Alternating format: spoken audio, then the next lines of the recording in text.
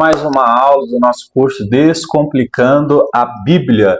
E hoje nós vamos falar sobre a segunda parte da matéria de que a Bíblia é uma biblioteca com 66 livros. E nós queremos falar então sobre cada livro do Novo Testamento, seu autor, em que data foi escrito. Isso nos ajuda muito a entender então o contexto geral, o panorama das Escrituras, para quando a gente pegar ela, a gente saber onde a gente está indo. Mas vamos ler um texto, fazer uma oração.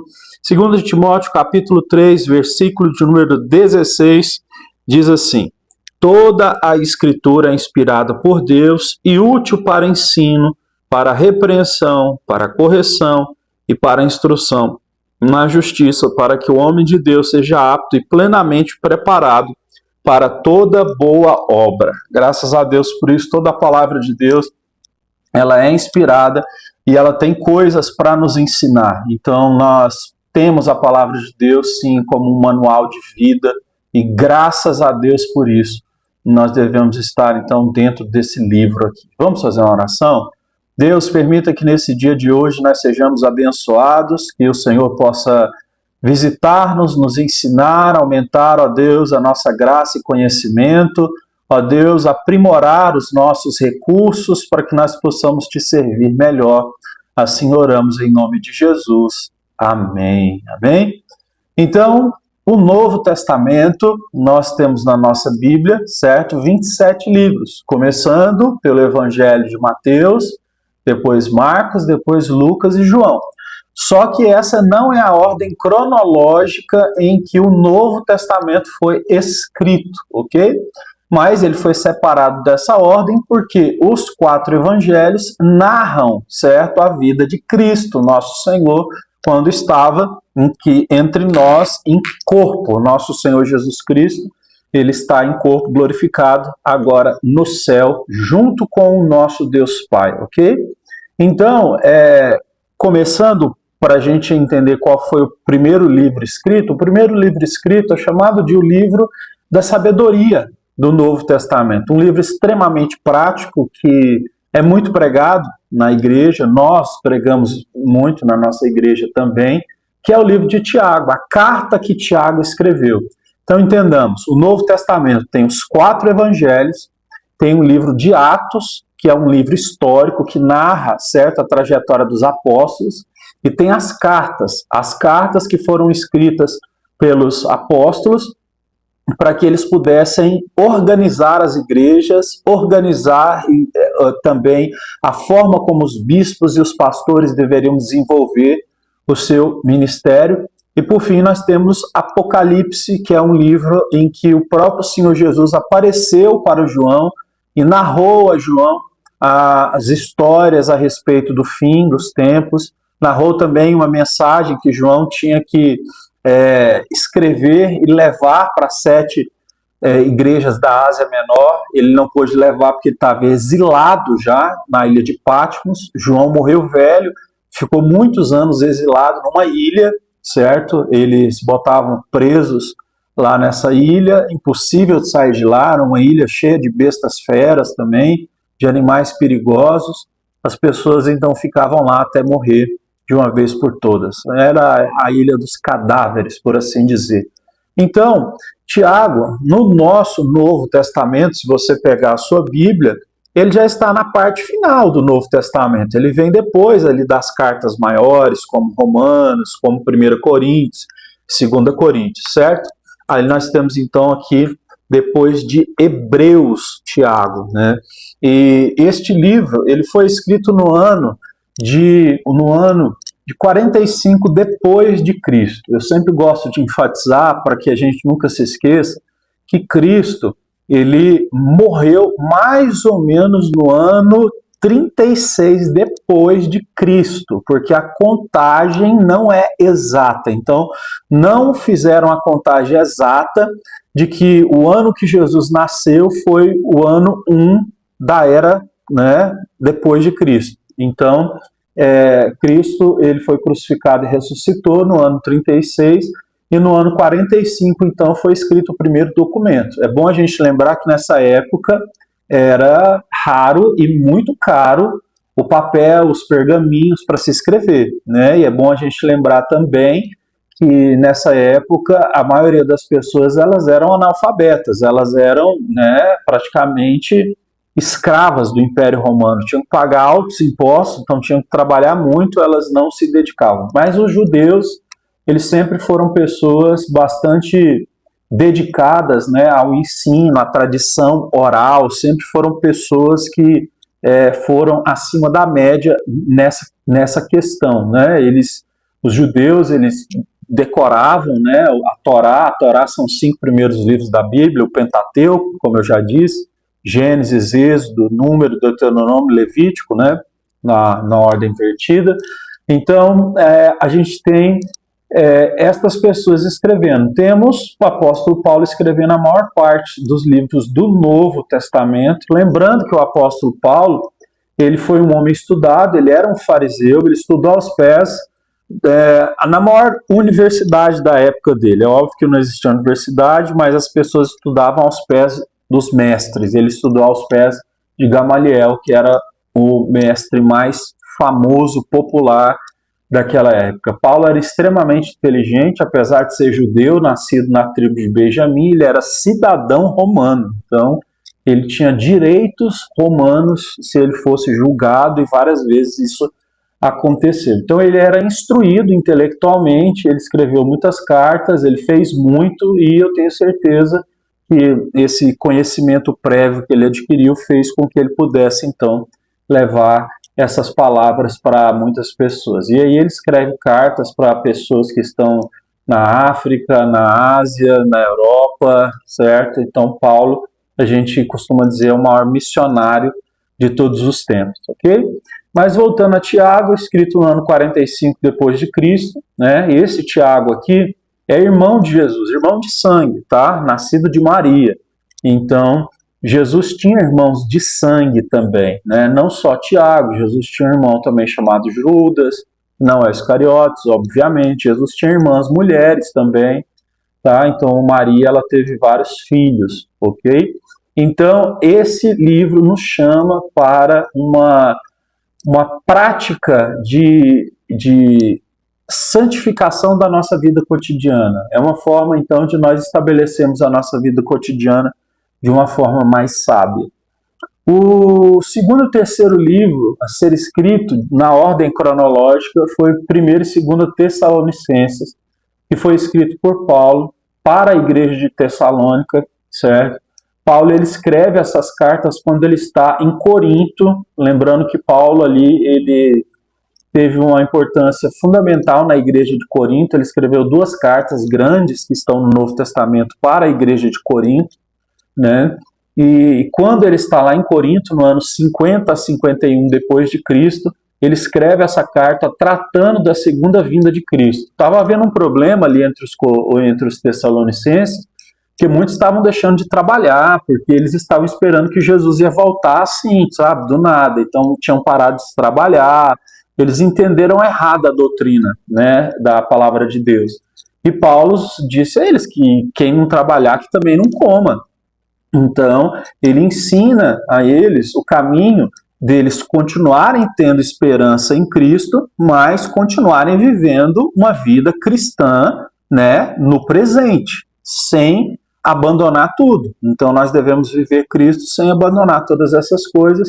Ele escreve, então, essas 2 cartas muito importantes. Paulo escreve outras cartas aqui que estão no Novo Testamento, quando ele está preso também. Quando ele está preso, ele aproveita para escrever essas cartas. É bom dizer também que Paulo, ele andou com Barnabé, né, nas suas missões. Geralmente, os discípulos, os apóstolos sempre viajavam de 2 em 2, né? O Senhor Jesus Cristo, quando ele enviou 70 pessoas, ali em Lucas 10, ele também enviou de 2 a 2, para que haja, né, um fortalecimento, um fortaleceu o outro. Paulo primeiro andou com Barnabé, depois houve um desentendimento por causa de João Marcos, e depois ele começou a andar com Silas e também com Lucas, que é o médico. E Lucas escreveu o evangelho que tem o nome dele, Evangelho de Lucas, ok?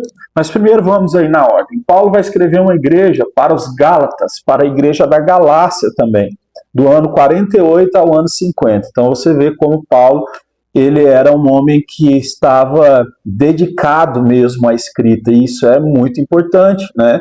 Porque as escritas dele iam chegando nas igrejas, iam se repassando para outras, e aí as doutrinas da igreja começavam a ser sistematizadas para que o cristianismo começasse então a crescer. E os Gálatas, Paulo vai escrever uma carta dizendo a eles que eles têm que deixar de ser legalistas. Por quê?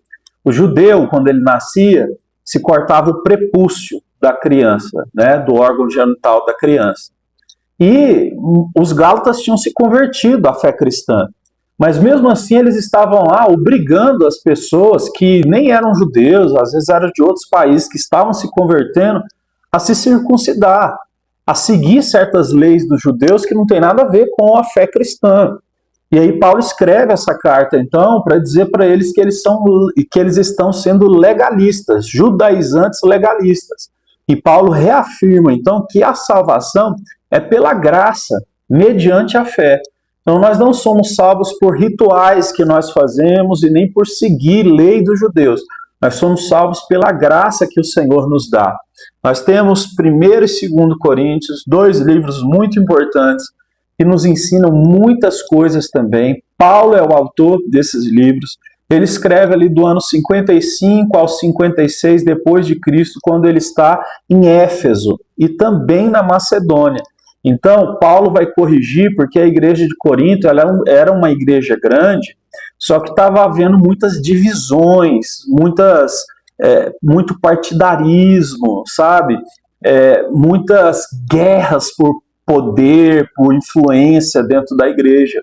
E Paulo, então, ele corrige essa igreja, essas divisões, ele ensina sobre os pecados, inclusive ele ensina que muitas pessoas estavam pecando em usar os dons espirituais, querendo ser maiores uns que as outras. E ele vai enfatizar, então, o amor cristão como sendo a coisa mais importante que os dons espirituais, mais importante do que um cargo que uma pessoa venha a ter dentro da igreja, né? Então, ele tem um papel muito importante aí nessas 2 cartas que ele escreve. Agora, é o que todos consideram a carta mais importante escrita, é a carta aos Romanos, que foi escrita por Paulo, e ali então nós temos a teologia do cristianismo. Romanos, a gente diz que quando nós lemos e entendemos Romanos, a gente entende então a fé cristã. Paulo ele vai sintetizar, ele vai então compilar a teologia cristã, certo? Dos pontos fundamentais da nossa fé, como justificação, santificação, soberania divina. Então, é como eu disse, tem certos pontos que nós podemos ter opiniões diferentes dentro da igreja. Tem igreja que batiza crianças, né? Nós entendemos que a pessoa precisa confessar, né? Por livre e espontânea vontade que ela quer em Cristo. Então, a gente batiza ali a partir dos 10, 12 anos, né? Porque tem que ser uma confissão espontânea, correto? Mas isso é uma coisa secundária. Isso não é uma coisa que a gente deveria brigar por isso. Tem algumas igrejas que não acreditam que existem dons espirituais, tá? Eu não sou dessa parte, eu acredito que existe, mas eu não acredito também em tudo que eu vejo na internet. O meu Instagram, assim, eu tenho acesso a uma série de exageros que as pessoas cometem dizendo que estão manifestando dons espirituais. Do que eu acompanho, então, que eu acompanho muita coisa, muitas igrejas pelo Instagram, eu vou dizer para você com sinceridade, tá? 95% é charlatanismo, certo? É manipulação, é uso de PNL para enganar as pessoas, é o uso de musicoterapia, é o uso de dominação de massas, são coisas totalmente contra o evangelho e não tem nada a ver com dom espiritual, certo? Então, eu acredito nos dons espirituais, mas eu não não um pentecostal. Geralmente as pessoas dizem o pentecostal é o que acredita nos dons. Não, eu me considero uma pessoa que acredita na continuidade dos dons, tá? Mas sem esse excesso, essa exposição toda, essa patifaria toda que as pessoas fazem. Eu acho que as pessoas que de fato estão sendo usadas por Deus nos dons, elas são discretas, são pessoas que elevam toda a glória a Deus e não fazem isso para tirar proveito próprio de ninguém e nem para arrogarem para si algum poder, porque no fundo, um dom espiritual, quando ele é feito, a glória é só para Deus, a glória não é para quem está sendo usado, tá? Então, o apóstolo Paulo, ele fala, né, que nós devemos procurar, buscar, pedir a Deus os dons, mas ele vai dizer que o amor é mais importante, isso é fundamental.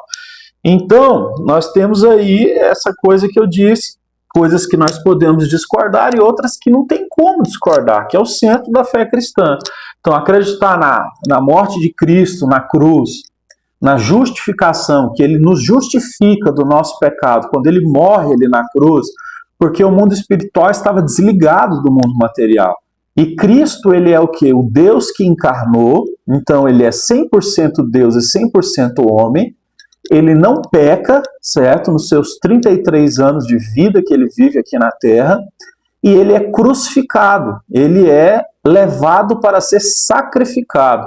Então, quando o seu sangue desce, nós temos a ligação novamente do céu com a terra. E é por isso que o Espírito Santo vai descer, né? E nós, hoje em dia, temos acesso a Deus Pai, porque o Espírito de Deus está sobre nós. E nós aguardamos ansiosamente a volta de Cristo pela segunda vez, onde nós vamos viver uma eternidade sem dor, sem sofrimento, sem pecado, sem medo, sem ansiedade. Nós vamos viver para sempre uma bênção assim que não tem como nem imaginar.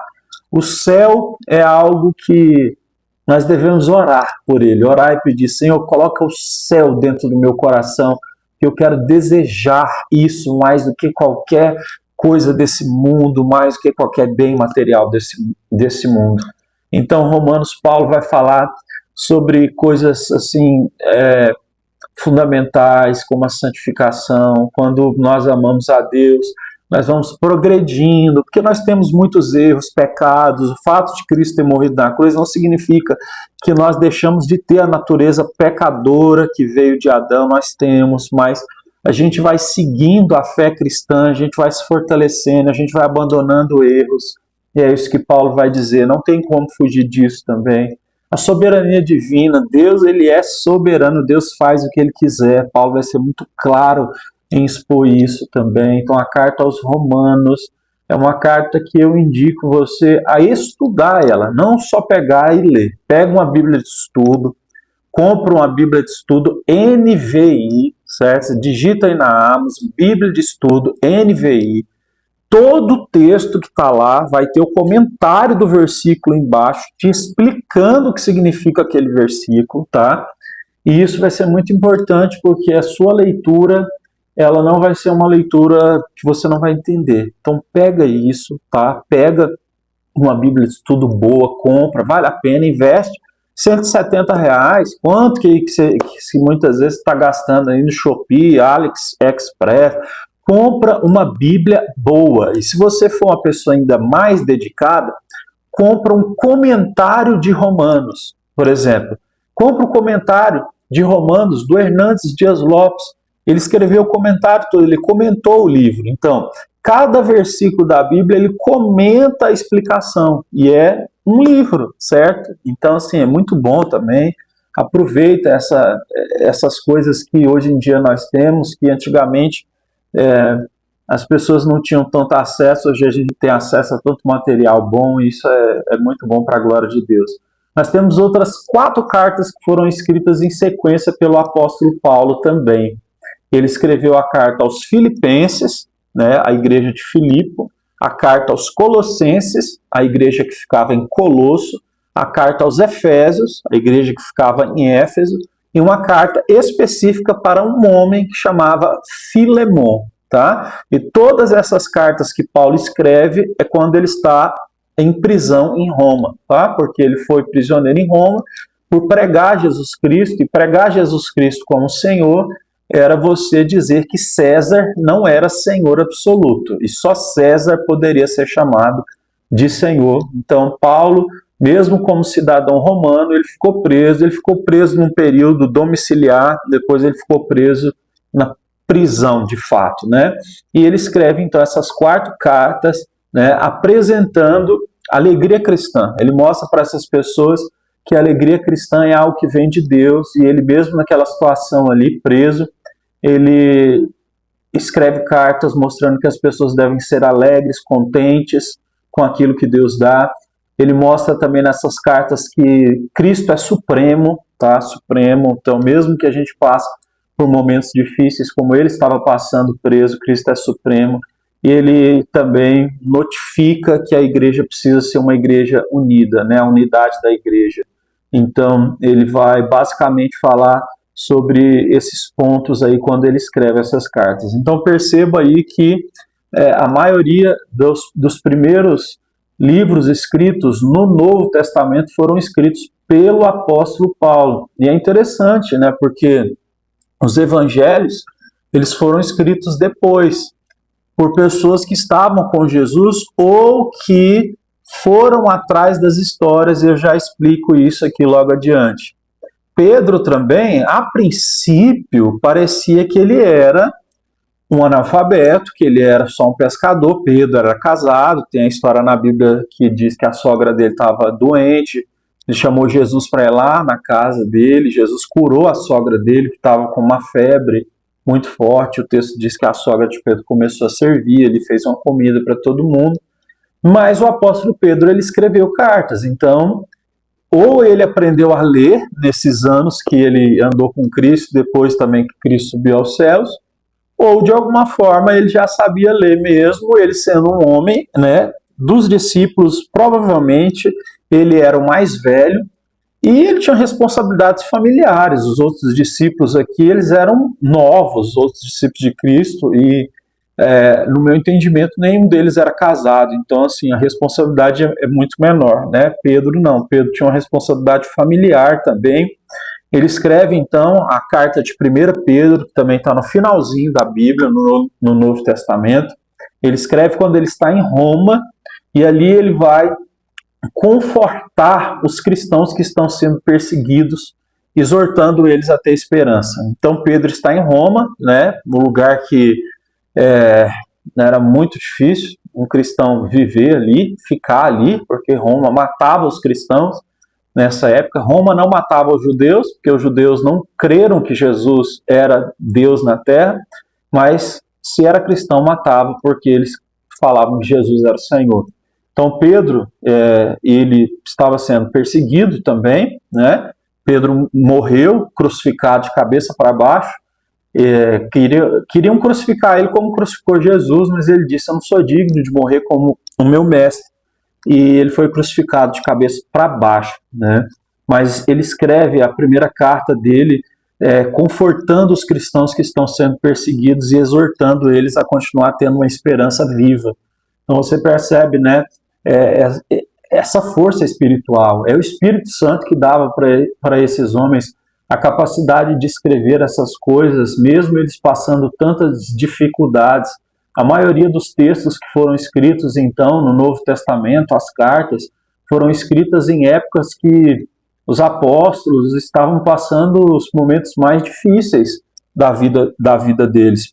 Pedro também escreve uma segunda carta, e essa carta é escrita um pouco antes da morte dele. Como eu disse, ele morreu crucificado de cabeça para baixo por volta do ano 67 a 68, e ali ele reafirma que Jesus vai voltar por uma segunda vez, e ele denuncia os falsos mestres. Você vai notar na Bíblia, em várias denúncias, os apóstolos denunciando, já ali no primeiro século, pouco tempo depois que Jesus Cristo morreu e ressuscitou, um monte de falsos mestres tentando entrar na igreja e perverter o ensino do cristianismo. Então Pedro ele escreve essa segunda carta, reafirmando que Jesus vai voltar pela segunda vez. Isso é uma doutrina central. Quem não acredita que Cristo vai voltar pela segunda vez, vai julgar os vivos e os mortos, vai separar com sua mão direita as ovelhas, os que são seus, os que creram nele, e com a mão esquerda os bodes, aqueles que desprezaram, desonraram, aqueles que foram maus, e que não creram nele com a outra mão, e vai haver destino eterno para essas pessoas, não crê na fé cristã. Então essa é uma doutrina fundamental que nós não podemos deixar de crer. Então ele fala sobre isso e ele denuncia os falsos mestres, tá? Então isso é bom para a gente entender também que um pastor ou você mesmo como um cristão, você pode denunciar falsos mestres, né? Você pode dizer, isso aqui não é uma igreja, isso aqui é uma seita, isso aqui é algo que usa o nome de Jesus para outros fins, ok? Então, a gente sabe de muitos lugares que se chamam de igreja, usam o nome de Jesus, mas os interesses são escusos, e essas pessoas vão pagar caro por isso. Depois de 2 Pedro, Hebreus foi escrito, nós não sabemos quem é o autor, tá? Não se sabe o autor, eu também prefiro nem dizer, porque assim, não se parece com a forma como Paulo escreve, quando você vai fazer uma análise da forma de escrita, né? E alguns dizem que foram os anjos que escreveram, mas é muito incerto, é bom nem especular. Foi escrito do ano 65 ao 70, ali, depois de Cristo, né? E mostra que Jesus Cristo, ele é o sumo sacerdote perfeito, ele é o mediador da nova aliança. Jesus é o sacrifício, Jesus é o sacerdote, Jesus Cristo, ele é o profeta, ele é tudo, então. Então, Hebreus mostra que Jesus é maior do que Moisés, maior que os anjos, maior do que todas as criações de Deus, porque Jesus não foi criado por Deus, Jesus é Deus.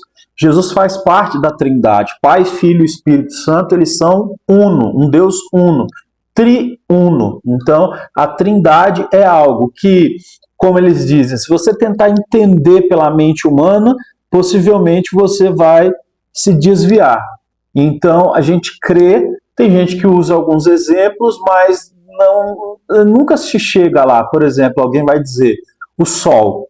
O Sol, por exemplo, né, na tipologia, representa Deus, o calor do Sol representa o Espírito Santo e a luz do Sol representa Jesus. Tudo é a mesma coisa, tá ali, né? Tudo tá no Sol, cada um tem um papel.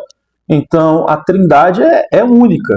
Por isso que na Bíblia, quando o Senhor Deus foi criar o ser humano, ele disse assim, façamos o homem à nossa imagem e semelhança.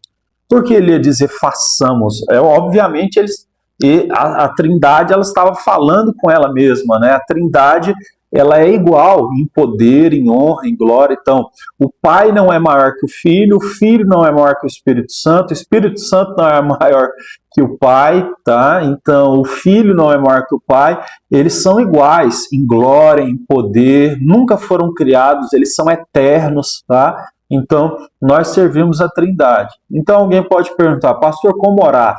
A forma de orar é como o Senhor Jesus disse, nós oramos a Deus no nome de Jesus, que ele é o mediador, ele que veio e religou o céu com a terra, por meio do Espírito Santo, que a Bíblia diz que a gente não sabe orar, o Espírito Santo é que nos ensina a orar, como está escrito em Romanos, capítulo 8. Então você vê que a Trindade está envolvida aí nisso, né? Quando Jesus foi ser batizado, o texto diz que ele foi batizado por João, no Rio Jordão, né? Uma pomba desceu como forma de Espírito Santo em Jesus, e do céu o Pai disse, esse é o meu Filho em quem eu me agrado. Então você tem a manifestação dos três ali, Pai, Filho e Espírito, nesse momento, nesse dia. Jesus Cristo, então, ele é maior do que qualquer coisa, porque ele é Deus, ele é absoluto. Então, quando você vai em uma religião que diz que Cristo não é Deus, que ele foi criado por Deus, você está diante de uma heresia muito séria, tá? Que foi combatida pela igreja por muitos anos, e muita gente foi excluída da igreja, considerada herege por causa disso. Nós temos aqui agora a menor carta do Novo Testamento, escrita por Judas, que não é o Iscariotes, era um Judas que era irmão de Tiago, certo? O apóstolo. Foi escrito mais ou menos entre o ano 65 e o ano 80 depois, certo, de Cristo. Então, ali ele vai basicamente exortar a gente a lutar pela nossa fé, porque os falsos mestres estão tentando dominar as igrejas. Então ele vai dizer, olha, vamos nos fortalecer na fé em Cristo, nas coisas fundamentais, e parar de dar ouvido para esses caras que vêm com um monte de ideias tortas, malucas, falando coisas aí que tentam impressionar as pessoas, mas que não tem nada, Deus não está envolvido naquilo. Então, livro de Judas é outra carta que denuncia, então, os falsos mestres. Aí, então, nós temos as escritas dos evangelhos, que elas vêm em seguida.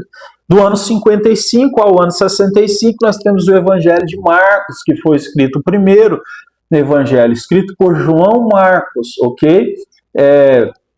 Escrito em Roma, que retrata Jesus como servo poderoso. O João Marcos não era um dos 12 discípulos, mas provavelmente ele andava com Cristo, porque não era só os 12 discípulos que andavam com Jesus, um monte de outras pessoas seguiam Jesus também, sabe? E mulheres também seguiam a Jesus, sustentavam o ministério dele, como diz lá em Lucas, né? Então, João Marcos, ele é o primeiro a escrever. Inclusive, o Evangelho de Mateus, Mateus foi um discípulo, que ele era coletor de impostos, né? Odiado pelos judeus por colher impostos, os próprios judeus, trabalhava para Roma, era considerado um desertor. O Senhor Jesus chamou ele foi viver então como discípulo, apóstolo, e o livro que ele escreve, o Evangelho de Mateus, ele está baseado no Evangelho de Marcos, que foi o primeiro a ser escrito. E foi escrito mais ou menos ali, certo? De 5 a 10 anos depois do Evangelho de Marcos. Então, Marcos, Mateus, eles vão relatar o que eles viram, de fato, né? Eles viram. Mateus, inclusive, pega o Evangelho de Marcos, segundo a história, para retratar algumas coisas e ver algumas coisas ali do ponto de vista de Marcos, para ver se as coisas estavam bem. E é bom entender que cada um enfatiza de uma ótica diferente Cristo, né? E isso é muito interessante, porque se você olha o Evangelho de Marcos, enfatiza Jesus Cristo como sendo servo, né? Jesus Cristo como sendo aquele que veio para ensinar as pessoas a servirem, serem humildes, serem pessoas que estão prontas a dar e não ficar querendo só receber. Enquanto isso, Mateus ele já escreve, ele está na Antioquia, lá na Palestina, e ele apresenta Jesus como, né, o rei prometido de Israel. As promessas feitas pelos profetas do Antigo Testamento, Isaías, Zacarias, Malaquias e por aí vai, né, Miqueias também. Então ele escreve já de um ponto de vista de Jesus como rei. É a mesma história, mas as pessoas têm pontos de vista diferentes, e você vai ver que os evangelhos eles não se contradizem. Eles falam sobre Cristo Jesus da mesma forma. O terceiro livro é interessante, porque Lucas ele era um médico, e a gente acredita, ele escreveu aí o terceiro evangelho, mais ou menos, certo, na época do evangelho de Mateus. Mas acredita que Lucas, né, ele foi atrás de alguns relatos históricos, ele foi atrás de alguns lugares em que Jesus fez milagre e conversou com algumas pessoas que moravam lá para saber como elas viram, como é que aconteceu, como é que foi aquilo. Talvez por ele ser médico, ser um homem estudioso, ele foi um homem mais, vamos dizer assim, pesquisador na hora de escrever o seu evangelho. E ele escreve o evangelho dele, que tem o nome dele, Lucas, enfatizando a humanidade perfeita de Jesus, enfatizando que Jesus ele veio para trazer uma salvação universal. Lucas ele não era judeu, então ele vem mostrar justamente isso, porque os judeus eles se achavam, né, os donos da salvação, e na verdade isso é mentira. Então nós entendemos que o Evangelho de Lucas é muito importante para essa abertura que a fé cristã teve ali no primeiro século, né, quando ainda tinha muita resistência em pregar para pessoas que não nasceram em Israel, né? O apóstolo Pedro teve muito essa resistência. Nós temos o Lucas também, que escreveu Atos dos Apóstolos, um dos livros mais interessantes da Bíblia, mostrando a história dos apóstolos. É fantástico. Se você quer ler um livro que vai te envolver, pega a sua Bíblia e lê Atos dos Apóstolos. É um livro, né? Então ali tem se não me engano, 26 capítulos, 25, 24, por aí, né? Assim, é um livro que você vai ler bem rápido, mas você vai ficar inteirado. Ele vai narrar certo? O nascimento da igreja, ele vai narrar a expansão missionária, ele vai narrar o poder do Espírito Santo agindo através dos apóstolos e das pessoas ali que creram em Cristo, né, batizadas no Espírito Santo. Por fim, nós temos então as últimas escritas que foram feitas por João, conhecido como apóstolo do amor, provavelmente o discípulo de Jesus mais novo, aquele que a Bíblia diz que ele reclinava a cabeça no peito de Jesus, como se Jesus fosse, né, ali para ele uma espécie de pai, é como se ele tivesse uma idade em que Jesus Cristo pudesse ser visto por ele também como um pai ali, né? Muitos dizem que ele era um adolescente na comparação de nós hoje, porque nessa época o judeu, quando o garoto fazia 14 anos, já era considerado homem, tá? Homem tinha que fazer todas as coisas que um homem faz. Provavelmente ele tinha por volta aí 14, 15, 16 anos, né? Jesus começou o ministério com 30, João ele é o apóstolo ali que a gente vê que fica mais perto de Jesus. Quando Jesus está na cruz, o único apóstolo que estava aos pés da cruz acompanhando Jesus foi o quê? Foi João, né? Pedro foi, desertou, negou, Judas foi lá e se suicidou, os outros saíram correndo de medo, se esconderam, João ficou até o final. E João escreveu um evangelho. O evangelho que ele escreveu já, você vê aí, praticamente 2 décadas depois dos 3 primeiros evangelhos, né? Mateus, Marcos e Lucas. Ele escreve quando ele está em Éfeso, ali por volta do ano 85 a 95 depois de Cristo. Então João, ele é o último discípulo a morrer, a falecer, e ele escreve esses livros. E quando ele escreve o Evangelho de João, ele apresenta Jesus como Filho de Deus encarnado e que Jesus Cristo é a fonte da vida eterna. Então ele enfatiza que Jesus Cristo encarnou, ele veio em carne, para que assim, desta forma, andando entre nós, sem pecado, ele pudesse pagar esse preço de sangue, que fosse uma justificação completa.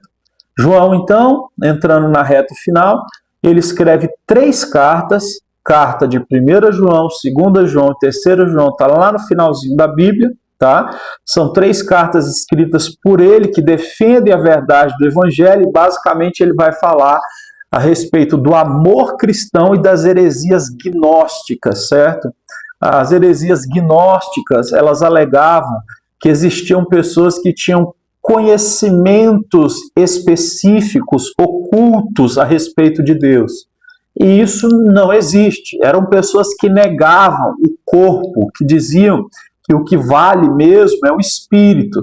Mas a fé cristã sempre nos mostrou que Deus trata espírito e corpo da mesma forma. Foi Ele que nos criou com esse corpo.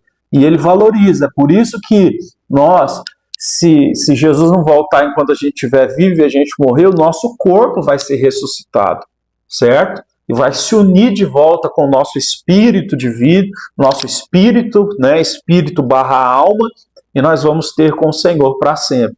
Então ele combate essas heresias gnósticas aí, que negavam a importância do corpo físico, que diziam que tinham pessoas que tinham poderes maiores. Isso não existe, e ele fez isso. Por fim, ele escreve o último livro da Bíblia, Apocalipse, a doutrina das últimas coisas, escreve no ano 95, quando ele já está exilado, como eu disse a princípio, do começo da aula, na ilha de Patmos, e ali ele vai revelar em Apocalipse a vitória final de Cristo, a vitória final da igreja, a esperança que nós temos de que as coisas não vão acabar em pizza, não vão acabar mal, mas vão continuar sendo feitas. E a nossa conclusão dessa aula de hoje é que a Bíblia, ela é fantástica, porque ela foi escrita ao longo de 1.600 anos, por 40 autores diferentes, que estavam em 3 continentes diferentes, certo? E ela é unificada para mostrar a história redentora de que Deus criando, né, todas as coisas, o homem que caiu em pecado, Cristo redimindo o ser humano, o Espírito Santo restaurando todas as coisas e toda a Bíblia leva para isso. Ela se junta nisso. Você pode pegar de Gênesis, Apocalipse, primeiro ao último livro.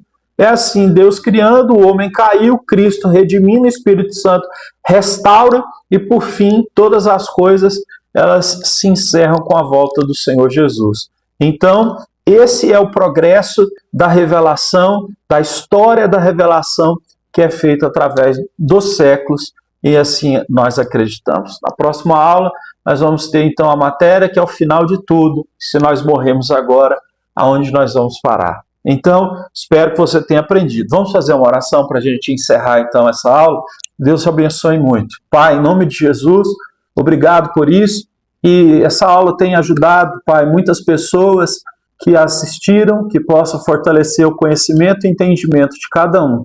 Eu te agradeço e te glorifico por essa oportunidade de falar de coisas tão especiais em nome de Jesus. Amém. Então a gente encerra por aqui. Deus te abençoe e te espero na próxima aula.